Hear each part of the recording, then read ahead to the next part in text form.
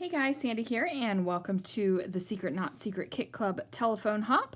Now, this is the layout that I am scrap lifting, and I will be passing it on to Christina. So let's see what I can do. Now I'm going to go ahead and start with some Aqua Pigments from Brutus Monroe. And as you guys know, I am a Brutus Monroe fan. So basically these are pigments that you can treat like watercolors. Now, some of them have some sparkle and shine in them. So what I do is I just squeeze the top of that bulb, and then it kind of helps mix it around while you shake it. Now I am putting it into a paint palette, and if you guys have seen any, I don't know if I've done this on camera yet, but really a lot of the times what I do is just take the watercolor and put it right in on my brush and splat it. Now this is a fancy schmancy technique that I like to call splat brushing. And basically I'm taking a brush which really looks like a blush brush, and I'm just splatting it down with the watercolor onto my paper. Now, this is not something that you want to do with your high quality expensive brushes, because I do this often enough that I have this one brush that I use and it kind of mats the bristles, and it just kind of probably ruins the brush for anything except for doing this splat. Now, I'm pretty sure that the watercolor background in my layout that was sent over to me was a pre-made paper, but as you guys know, I am trying to bring more purple into my scrapbooking, so I kind of wanted to make my own. Now, I am just going over this over and over. This is just a white sheet of cardstock, so once it dries, it will warp a little bit, but that's okay.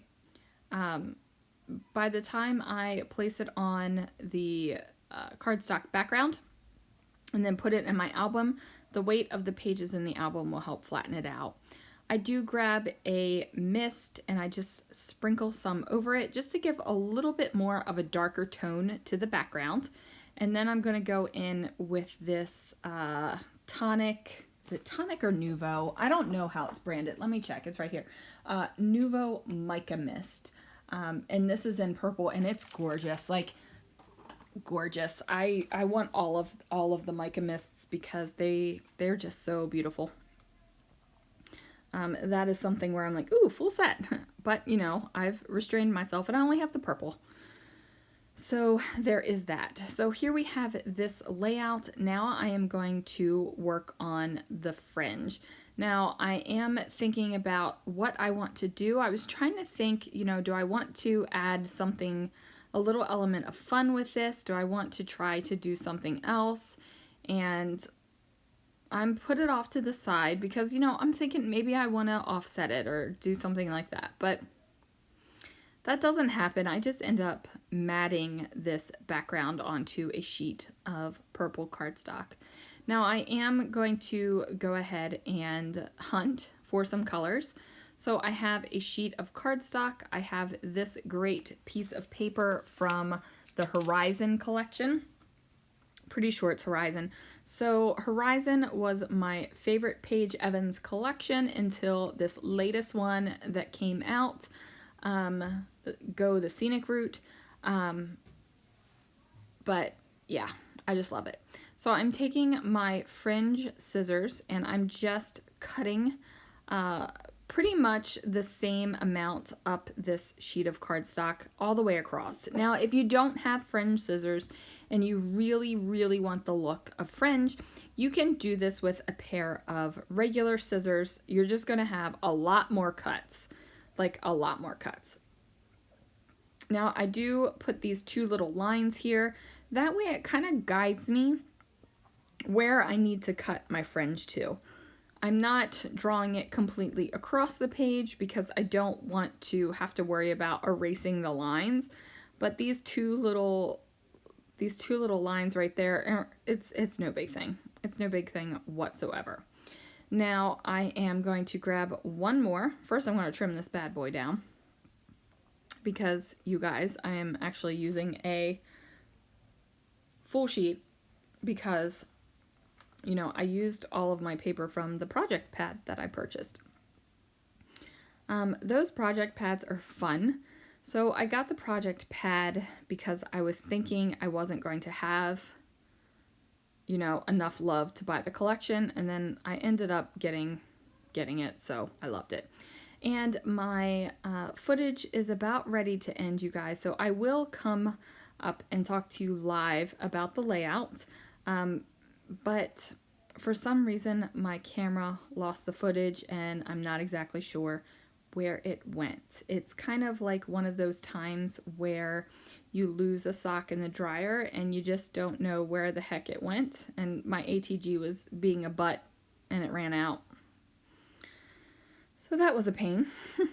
But do you know what I'm talking about? Stuff just disappears and you don't know where it went. You're like, was it me? Was it user error? Or did like it just go off into the electronic ether somewhere?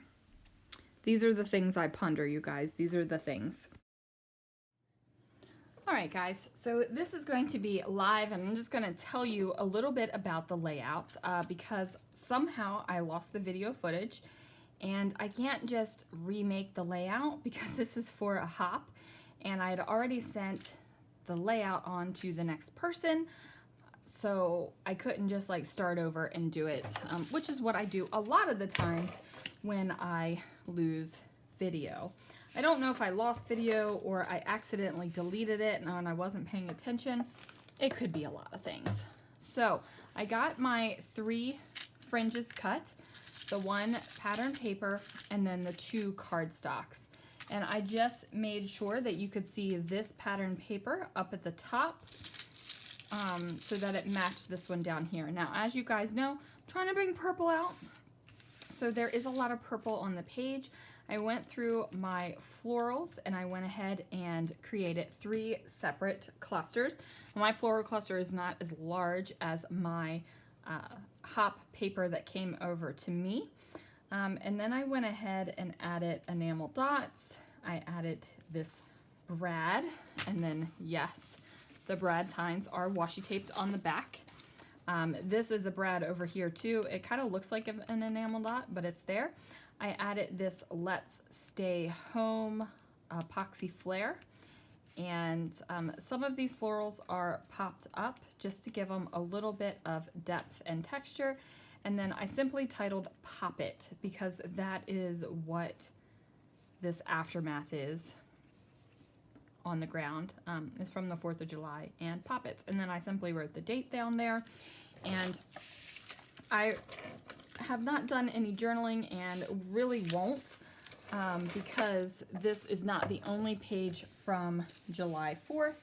Now my paper, as you can see, still is a little warped from all of the watercolor that went on it. I'm okay with it.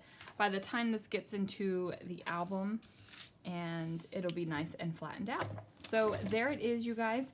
Thank you so much for watching. Be sure to tune in tomorrow. Head over to Christina's channel because she is the one that is following after me. So thanks again for watching. I will see you guys again real soon for another video.